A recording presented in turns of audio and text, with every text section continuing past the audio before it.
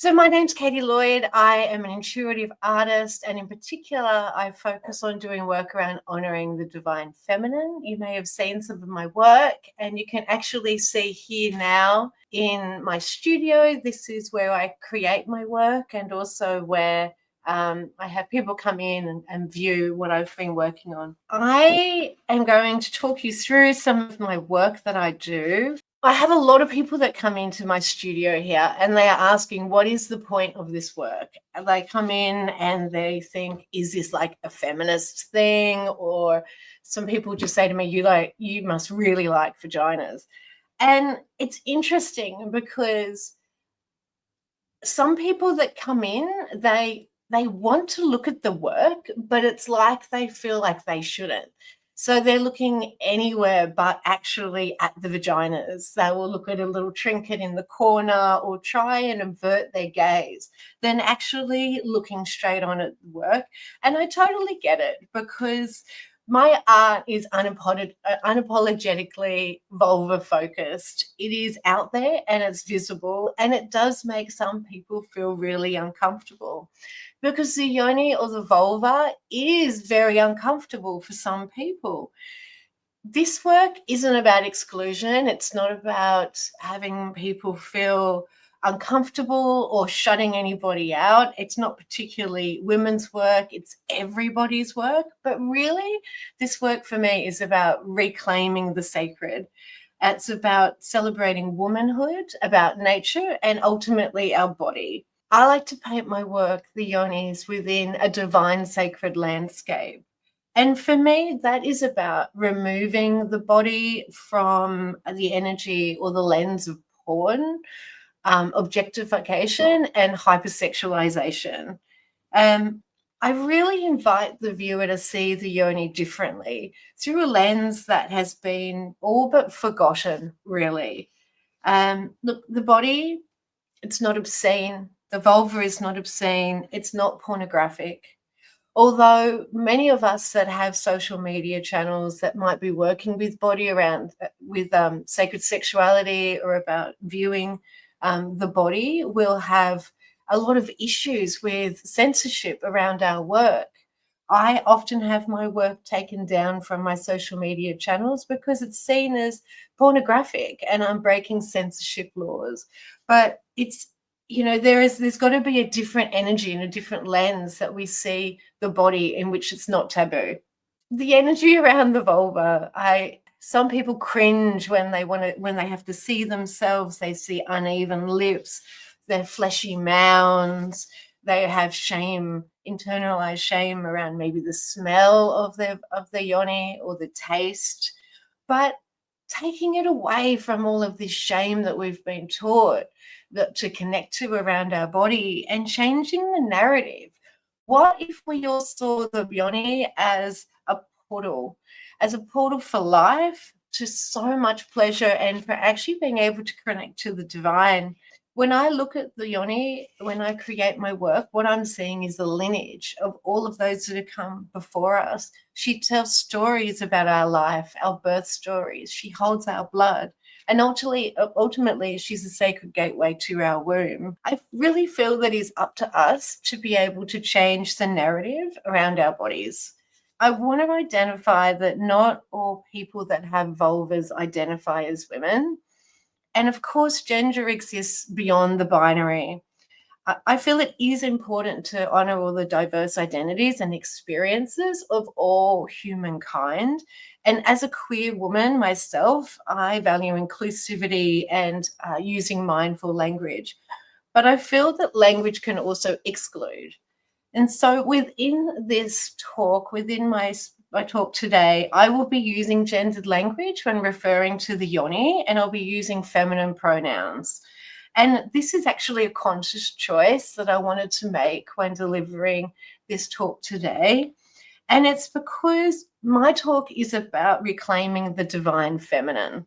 I feel like we live in a culture and society where there has been so much erasure around our bodies, our voices, our sacred power.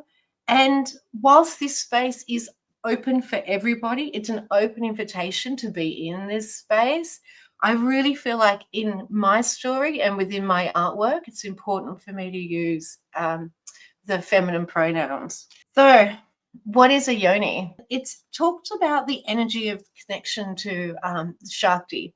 It's a symbol of divine regenerative power, and it refers to the internal and the external genitalia of the body. So we're talking about the vagina, the vaginal canal, the vulva, the uterus, and the ovaries, the internal organs, but it's also a sacred portal of life. Within my definition of yoni, I'm also seeing it as this gateway to a dark, sacred cauldron and fertile space of what we hold as the womb. What I find particularly fascinating about this energy and what really drives me about doing this work is that within my quite spiritual beliefs, I really honor the fact that source consciousness, a spirit, can choose to incarnate on this earth.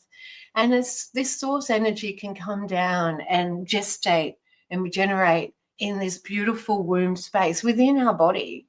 The vulva itself, the labia, then become this beautiful sacred gates that an earthbound spirit can incarnate into this existence for the very first time. And that to me is so much more than just flesh and blood.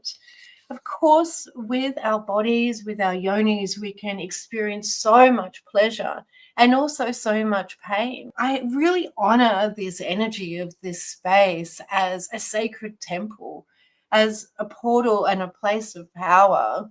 And when we're actually connected into our bodies and really feeling in the seat of our yonis, it really is an energy and an invitation to be able to remember the ancestry and our lineage of our bodies, to reconnect with our ancient womb wisdom, and to return to our sacredness of self and sitting in self.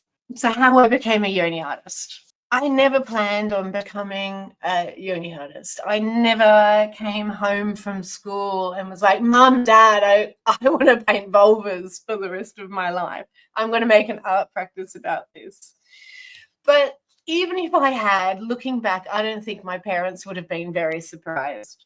I was deeply inspired by an artist that was around the early 1900s. It was a male. He was a rebel Australian artist who pushed boundaries and absolutely outraged the establishment. And his name was Norman Lindsay. So Norman made beautiful, bold, sensual depictions of the female form in either, or in many mediums, actually. His women weren't passive and they weren't demure. They stood front on, full power, fully present in their bodies. They were owning their sexuality, they were owning their space and their gaze. Within the typical Western art canon, particularly at the time in mid-18th century, the women were not depicted within this power of owning their own energy. They were more often than not acting surprised. When you saw them, it was like they're taking themselves from a bathhouse and oops, my robe drops and a bosom falls out. How cheeky. You know, they weren't standing in this energy of owning their power. They were in a passive role. They were the one viewed, not the one viewing. With Norman Lindsay, his art gallery was down the road from where my house was. And even though he had long since passed away when I was growing up and at school, I spent most weekends I could walking around and taking in the energy of the land and the earth there. And I feel it made a really big impact on me, on the way that I wanted to see womankind. In my 30s, I went and studied at art school. I went to university. And at the same time, I was doing some very profound, deep women's work. This was incredibly important to me. I was sitting in circles with amazing sisters, and I participated in some work called the She Matrix. It was a woman's rights to a rite of passage and an initiation process. And this was very new work for me, and it stirred up a lot of energy within my body. It made me change the way I saw myself as a woman, of the way that womankind were within our society. It triggered this huge awakening of energy that I really needed to channel into some creative work. So I started making my work as a creative response to this awakening of the sacred feminine and connecting with the sisterhood in a raw and really empowered way. It felt like I was waking up to something that had long been forgotten for me, and that was incredibly empowering. Starting with the Yoni portraits, I was really moved within this work, and I found an educator that was doing a course on Yoni empowerment and connection to the body. And being an artist, I was completely broke, and I really wanted to do this course. So I contacted her and I offered an exchange. I said, "Would you like a Yoni portrait in exchange for a place on this course?" And of course, she said yes. And just like that, I was a Yoni artist. And I was like, wow, now I'm going to actually have to do this.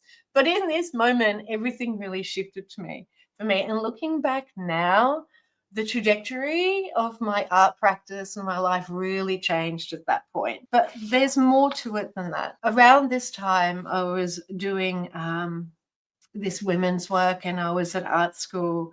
I saw a documentary on labiaplasty. So I want to give a trigger warning to anybody that may be feel uncomfortable around me talking about this. I'm just going to touch on the surgery itself and what exactly it is. My first portraits were a response to this documentary. Until then, I didn't actually know that labiaplasty actually existed, but for those that might not be familiar, it's a surgery that reduces the inner labia normally, and sometimes the clitoral hood. It's usually for aesthetic reasons, although it can be performed for medical reasons, and it's aimed at creating a neater, tidier vulva. And typically that means one where the inner lips aren't really visible from the external. In Australia, they had a name for it, they still do, called a designer vagina. So I started looking into what this was all about and why was there this huge drive to make these surgical changes to the body. It's a really popular procedure. So a lot of women were wanting to do this, to make this change. And what I found out that in Australia at the time, the inner labia was considered obscene. It could not be depicted in softcore porn. And that's kind of, softcore porn was the type of material that you would find at like a service station, a petrol station, or in a newsagent, a newspaper shop. The inner labia could not be seen because it was considered indecent. So what was happening is that the magazine companies would just Photoshop out any of the inner labia. So they weren't actually breaking any obscenity laws. The consequences of this, though, it was that only one style of vulva was actually being seen, and it created a very internalized, narrow idea of what the body should look like. Within this energy, real bodies and the variety, the diversity has been erased. Only one style was actually being seen.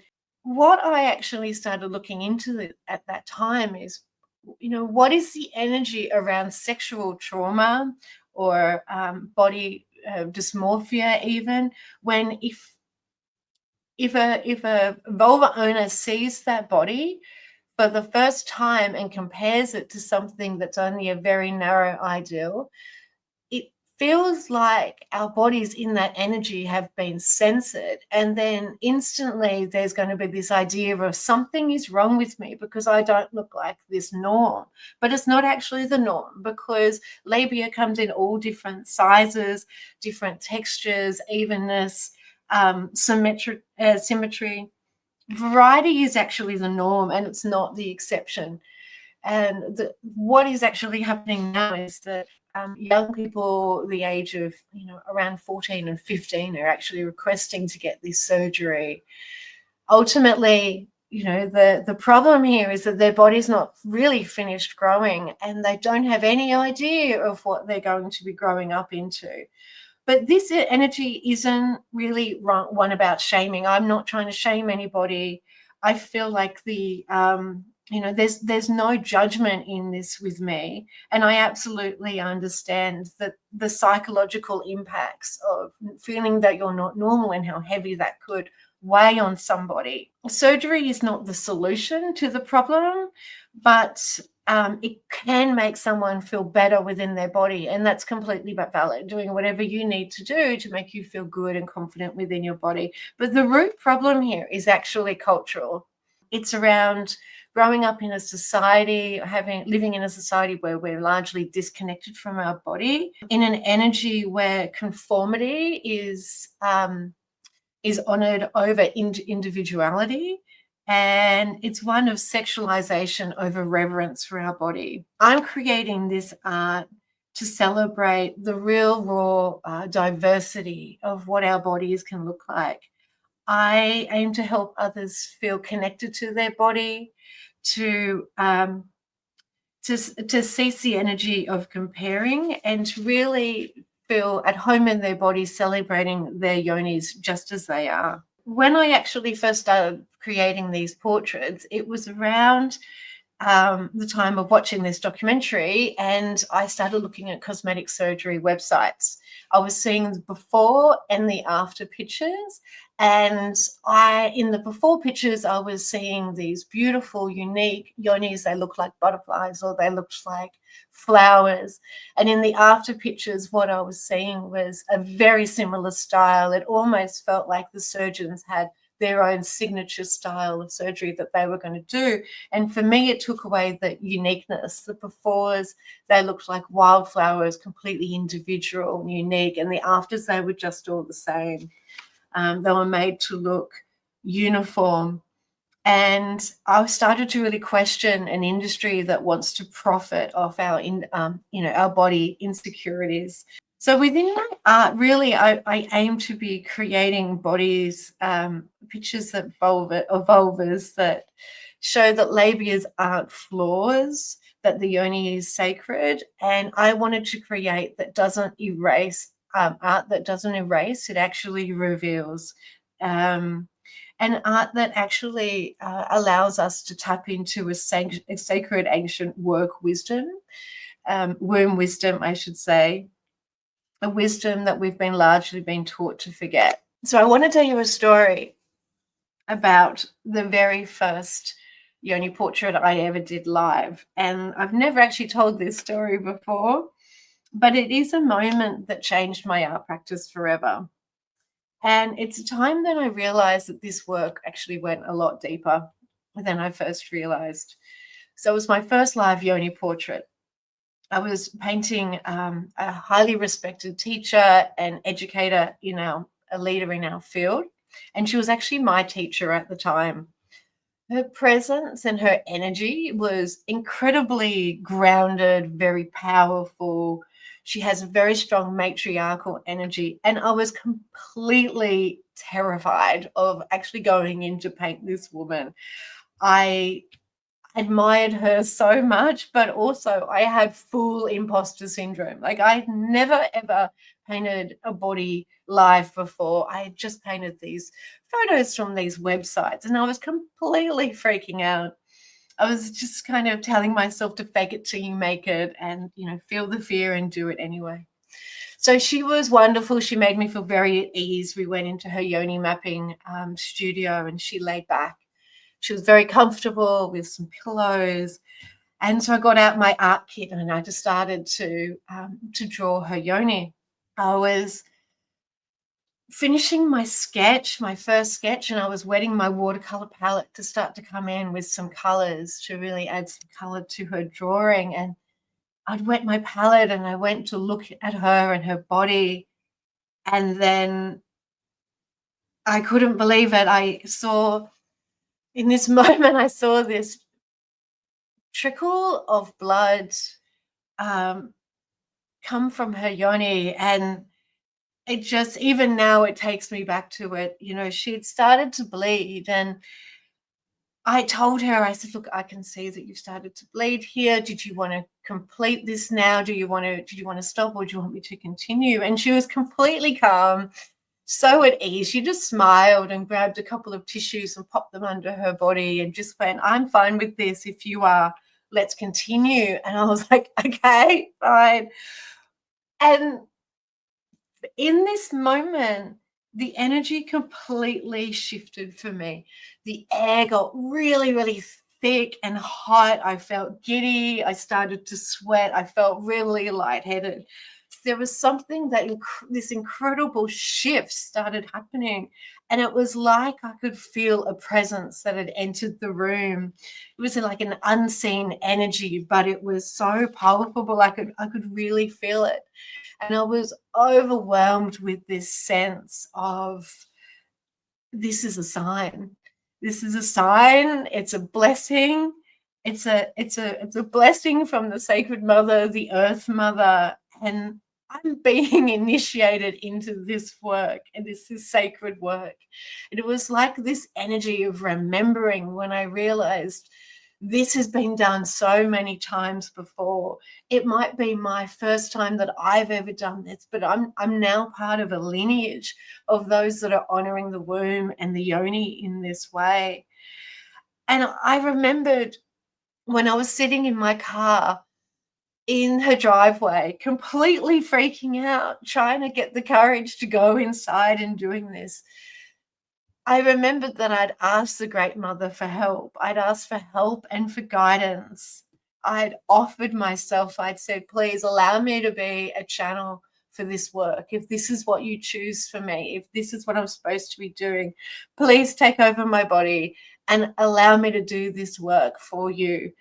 And I felt like I'd been received in that moment. It was a yes. And here I was seeing a thread from like the ancient primordial womb within this space. Even now, it's completely overwhelming, but I understand now that this work didn't start with me. It won't end with me, and that I'm part of this lineage, as we all are, that's doing this work of honoring the yoni and honoring the womb of sacred. The womb is sacred. We only have to look back through our art history and looking at, some of the most ancient pieces of art, like the Venus of Willendorf, which is these figurines of the body used in fertility rites. I imagine we think so, and in rituals, or the Sheila Nagigs, the carvings of the women holding their yonis open in this fierce defiance and power, to see that this is part of a tradition that's been over centuries all but been forgotten or stamped out by patriarchal systems. These symbols were all but erased. They were definitely demonized and forgotten. But I feel like this memory is actually within us, within our womb space and within our dream space. We can actually access this remembering and this language of the divine feminine. Clients come to me for paintings from all over the world. They normally purchase a painting from me, a commission piece online, and we start a dialogue about how they feel about themselves and their body and how they would like to be seen, what having this artwork would actually mean for them. I paint most of the time, 98% of the time, I'm painting from photos. So part of the process is me talking to the sitter around how they were going to be seen, how they can step into their energy and their body to actually go through a sacred ritual to take these images of themselves. I ask them to, sit with their hand over one hand over their heart and one over their womb, and to really drop into their body and see if she's ready, if her yoni, if her womb is actually wanting to be seen in this energy at this time, if it's a day that is right for actually taking these photos and doing this process. And I really honor her in listening to her body in that moment. If it's not the right day, do it another day, because the energy that is going to be portrayed in the images that she's going to send to me is that I'm going to be picking up on and actually putting into her artwork. So it's very important that she's honoring her body within this energy. I ask her to use some beautiful oil, be it some nice yoni oil or even some organic coconut oil, and use it to put on her vulva to give herself like a warming kind of energy massage, where she can feel herself being comfortable and at ease. And part of that is around intention. I ask her to set intentions about how she wants to be received, what kind of energy she wants to put into her painting, if she has some kind of intention. And the other part is because the oil on the vulva picks up light beautifully. Part of that story is around asking her to take photos of herself in many different situations. So she might take a photo under natural light from a window, some sunlight, maybe out on her deck in her garden, if she felt safe to do so, outside in nature, or maybe in her room, in front of her altar, wherever feels beautiful for her and she feels sacred and is feeling like she can actually really step into the energy. And what I hear more often than not from the people that give me feedback after receiving my work is that this energy of stepping into their empowerment, choosing to be seen, to be arranging their vulva in different ways for her own photo shoot, is part of the healing of this work. It's part of a lot of when a lot of people come to me to get this work, they're normally going through some major transition in their life. It might be after a birth or a pregnancy, maybe going into menopause. There might be healing from some kind of trauma, being relational, body shame, sexual trauma, or even stepping into an energy of self-reclamation. And it's a really powerful process to be able to go through. And what I hear time and time again is actually stepping into the process of taking the photos and really seeing themselves as part of that healing. Many times they've never actually really looked at their body before. They've never stopped to really take the time and step into that energy. And what I hear is that I never knew she was so beautiful. And I love it when I get this feedback, because I really know that they've taken the time to get to know their bodies, to be really seen, honored, and held. And that's like what the art does. Like, I compare within my artworks, I'm often painting the vulva within this landscape of different flowers. And I ask them to see their body like we do a beautiful bloom, like a rose or a flower. Like when we look at nature, when we look at flowers being a part of the reproductive system of the plant, we stop, we take in their scent, we feel how beautiful and soft and velvety their petals are, and we admire their uniqueness. We admire how different they are from the next bloom on the tree and or the plant. And within when we look at our bodies, we often see ourselves within this energy of comparison. We're not actually honoring what's beautiful and unique. So that's one of the reasons why I often paint them with next to their favorite flowers and within colors that really make them feel very special and beautiful. There's a couple of artworks in my studio. One is called United We Stand, Together We Rise. It's actually here. You can see these two artworks here. And within this, I put a call out for models from all over the world to send me their photos to be included into this artwork. I had so many people come and share their photos and want to be seen. And what I was really wanting to play is I was wanting to show our solidarity and our lived experience, no matter where we live in the world. And I wanted to represent bodies of different ages, ethnicities, and life stages, life stages, and their stories. It's one of the most popular works I have in the studio, and it's one that when people come in and they really want to come and have a look at my work, they'll come and see it, because you can see all these different styles of vulva there. There's all these different shapes, different weights of hood, or there are bodies with different types of medical conditions. You can see the healing of birth trauma, of, sometimes in the artworks within the yonis, you can see like a broken hymen. There's the story of hormonal shifts, there's surgical scars, and the signs of aging. There's piercings. There's so much beautiful uniqueness. And here we are all standing together as one. And the energy around the artwork is to show that our yonis are more than flesh. They actually hold our rites of passage.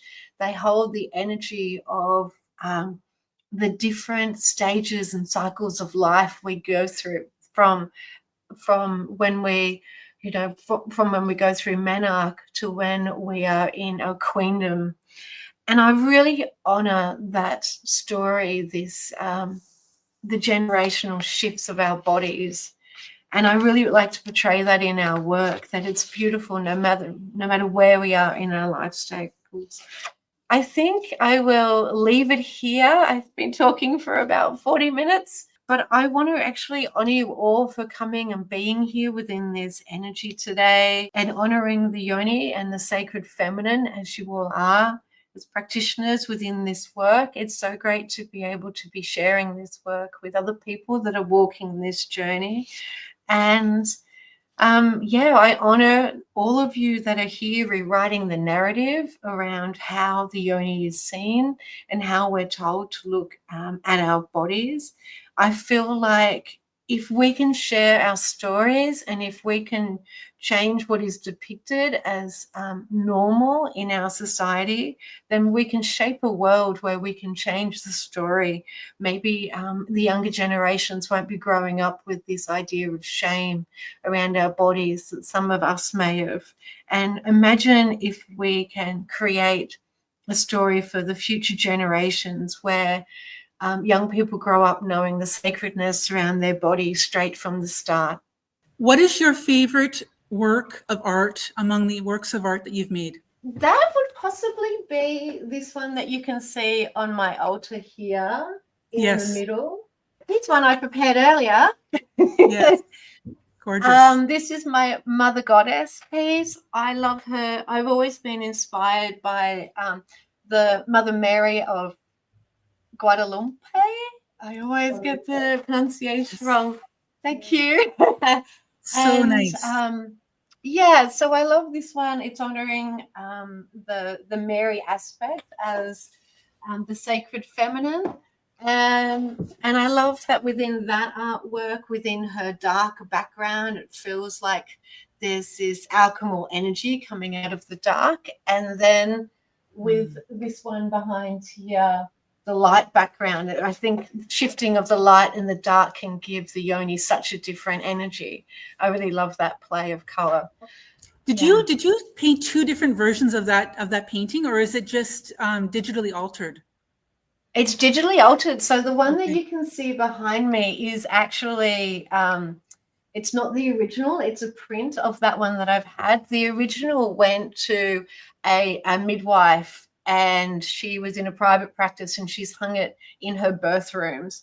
So for the people going through birth to actually see how amazing and the majesty of the experience of birthing that they were going through.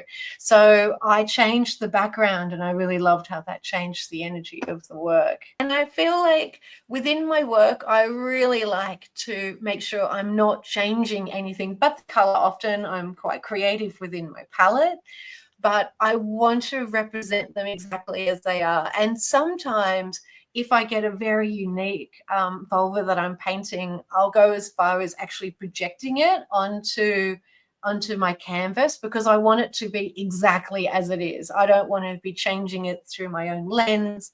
I really want to be able to show her to be beautifully represented.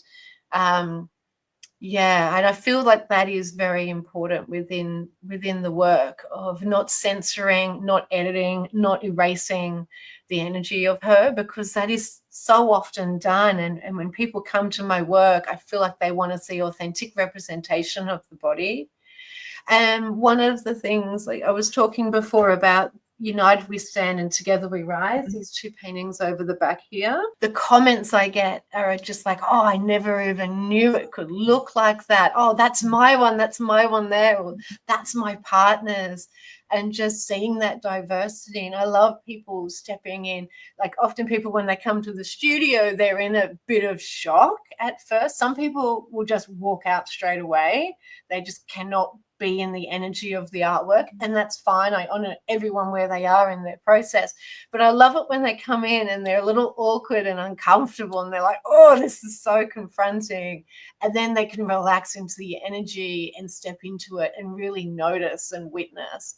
I just love that. And I really honor all the women that send me their work, their photos to be painted, to be witnessed, because they're contributing to changing the story. They're helping change the narrative around representation of the body.